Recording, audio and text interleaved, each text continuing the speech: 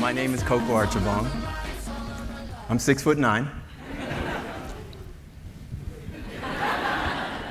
The weather up here is pretty good.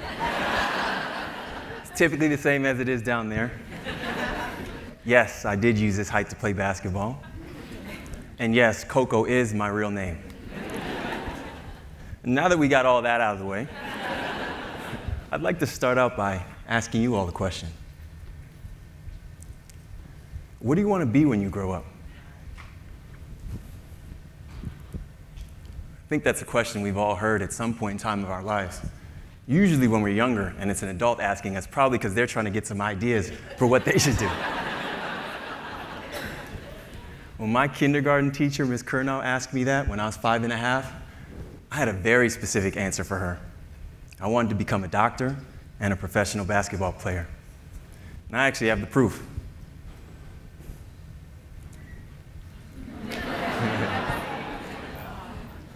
Now, I'm not going to stand up here and lie to you guys and say I know exactly why I answered those two questions like that, with those two careers. But looking back at my life, they both make a lot of sense, because I've always had a heart for service, and I've always loved to compete.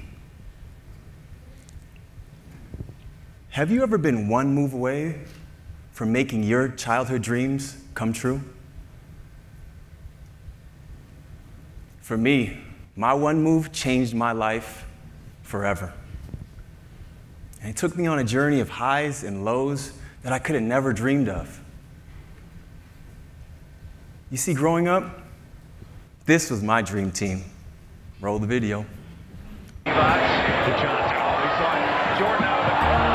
You know that's right. Jordan had his eyes on the ball, and how did Magic elude it? You see Jordan trying to make a play, he goes behind his back, and that's why he's called Magic. That's right. My favorite team of all time is your Los Angeles Lakers.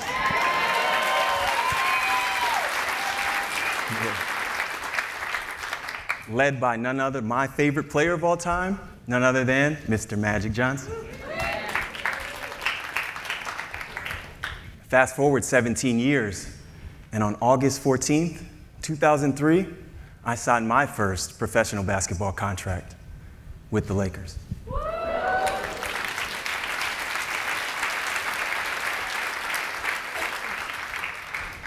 Imagine being a hometown kid from Pasadena, California, growing up, watching the Lakers, idolizing them, dreaming about playing in the purple and gold. And here I was, getting that opportunity. It was literally a dream come true.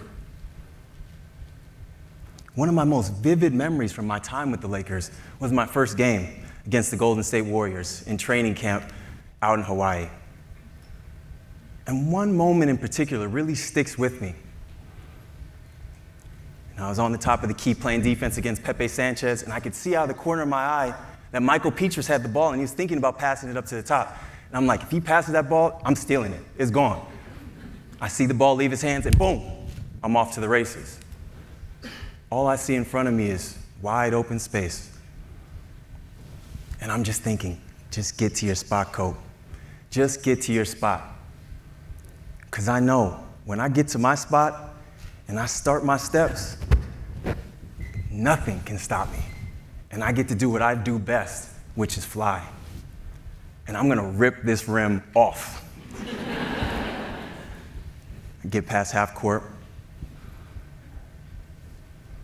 I'm coming up one dribble away from the free throw line. That last dribble before I pick up the ball and I start my flight pattern. When in a flash, Michael Petras comes back and he steals the ball from me. But not only that, he steps on the back of my shoe, takes it off, and I slip and fall on the ground. I could have died from being embarrassed in that moment. Needless to say, the rest of the game was a fog for me. All I kept thinking was, how could I have been so stupid to not just cross the ball over from my right hand to my left? It's a move I've made millions of times in practice. I know it like the back of my hand. And in that moment, I just didn't do it. I didn't think about it. I remember coming out of the game, And some of my teammates, like Shaq, giving me encouragement, telling me, hey, let it go. It's all right. But not before mercilessly roasting me and laughing in my face. And I remember in the post-game talk, Phil Jackson actually addressed my play as well, reminding me of what I was already agonizing over, that I just should have crossed the ball over to my left hand and it would have been perfect. Luckily, I still had a chance to make the team. And for the next couple weeks, I worked my tail off. But on October 14th, 2003, I got cut.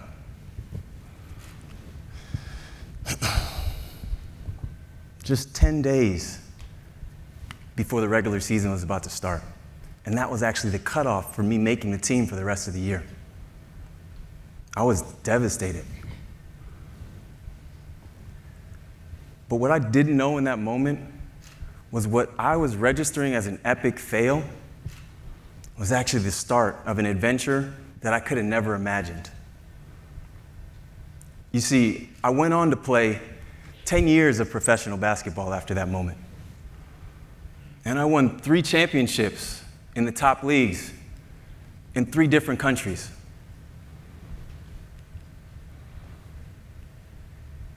And just when I thought that chapter of my life was coming to a close, the pinnacle of my basketball career was just around the corner in the 2012 London Olympic Games.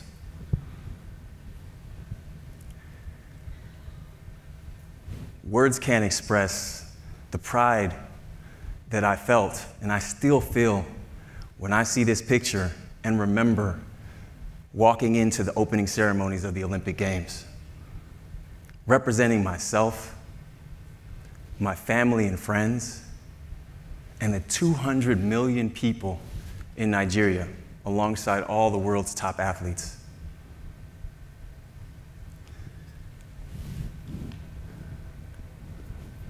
But as unforgettable as these memories are for me, what you can't see in the pictures is that in the back of my mind, I knew this was the beginning of the end of my basketball career. And I had no clue what was next.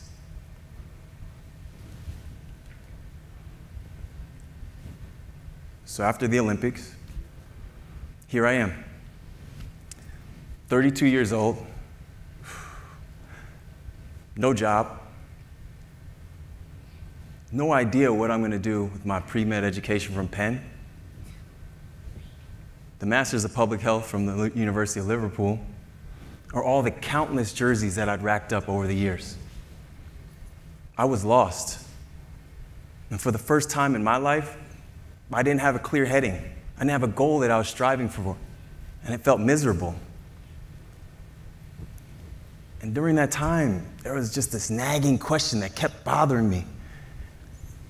And it was, how can I know where I'm trying to go if I don't know where I'm from?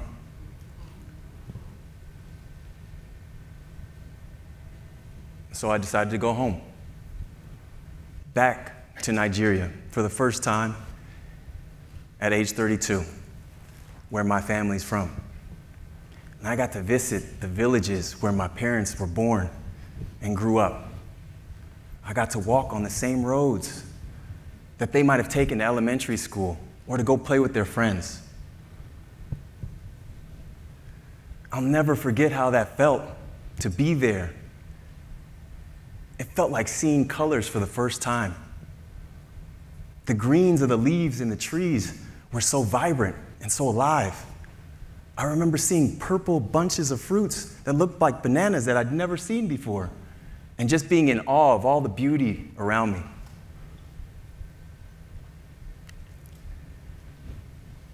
It was the homecoming tour that I'd always hoped for. Every single day, I got the opportunity to go to a new house and meet a new uncle, aunt, cousins that I never knew. And I was always greeted with a hero's welcome. And one of the best memories that I have of that time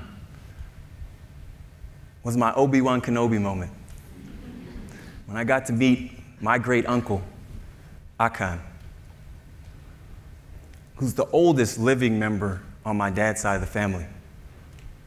And that was so special for me because I grew up and I never got to meet either of my grandfathers.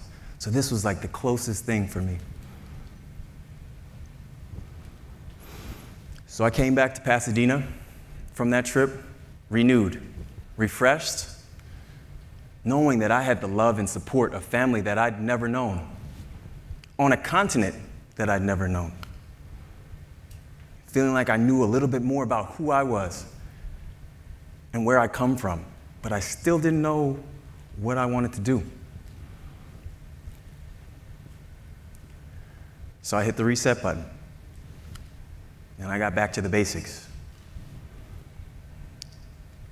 I got the opportunity to work at my old high school, Pasadena Poly.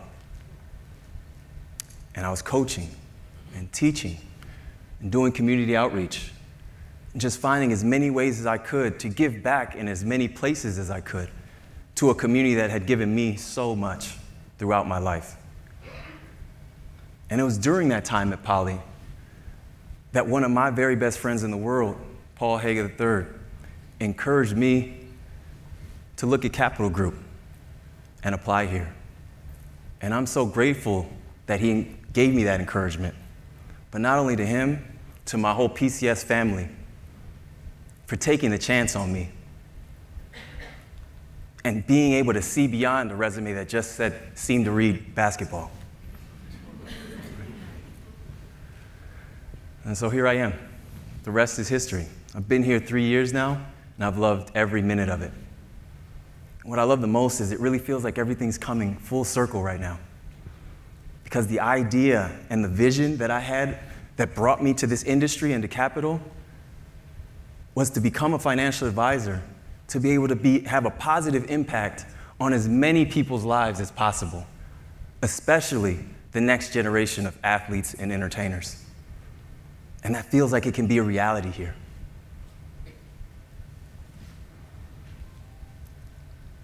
So it's been a long, winding road. Do you ever look back at the turning points in your life and think, what if? For so long, I agonized about what if I would have made that crossover dribble like I know I could have and had that highlight dunk in my first NBA game. What if I would have made that Laker team and played with Kobe and Shaq, Karl Malone, Gary Payton? How might my life have been different now? But when I take a step back and I'm honest with myself, if I would have made that move, it would have changed my life in ways that I don't want now. I might not have played in the Olympic Games and had that amazing experience. I might not have gone back to Nigeria and reconnected with my roots. I might not have chased this basketball all over the world and gotten the chance to live and work in Europe. And I might have missed out on the biggest move of my life, which was proposing to my beautiful wife, Karina.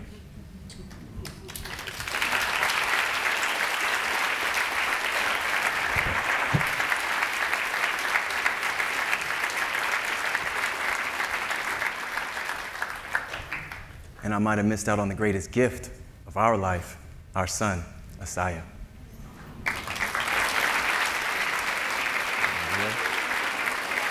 Good.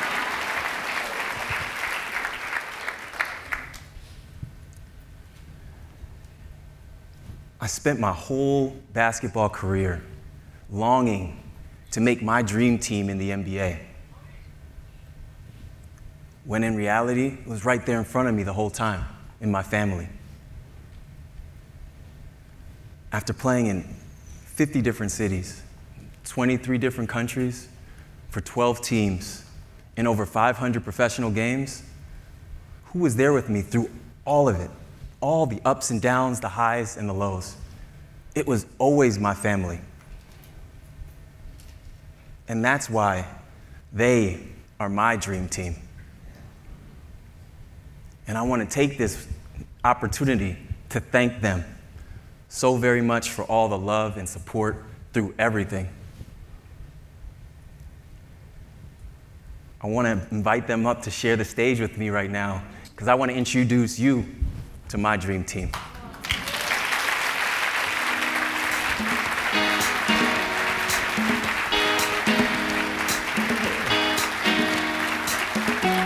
Sorry, Mom, I told you. Oh, good. Don't kill me. Come on. Got me? Good? Chief. Good? Yeah. You got to get up front. Up front, up front, up front, up front. Up front. Come on, come on, come on. Don't be scared. Don't be scared. Don't be scared. There's nowhere to go.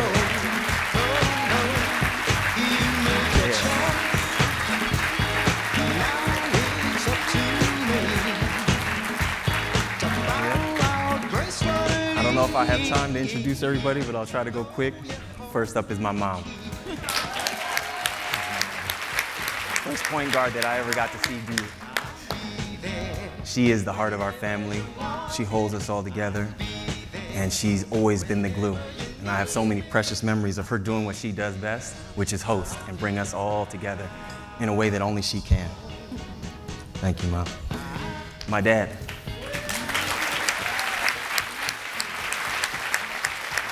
The Chief. He didn't get to make it in as many games as I wish he could have, because he hates to fly. But he was always there in spirit. And even though I didn't get his height, because he's only 5'10", I definitely got his heart. And because of that, I stand tall.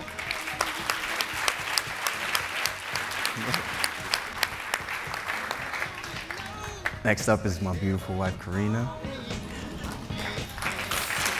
The co-captain of the team. What's up, boy? I'm so grateful that we met that second week in Germany. And even though it took me more than a year to figure out that we should be more than just friends, I'm so very thankful that you said yes 4 years later when I asked you to marry me in the place where we had our first date, Pizza Hut. We are.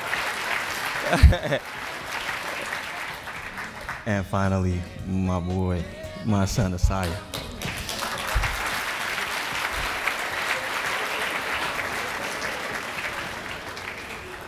I can't wait to see what life has in store for you, son. And I just want you to know that no matter what you choose to do, you'll always have a group of people behind you cheering you on every day of your life. The ultimate dream team, our family. Yeah. Thank you guys, thank you.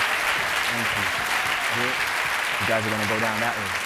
Go down that way, those stairs. Love you guys.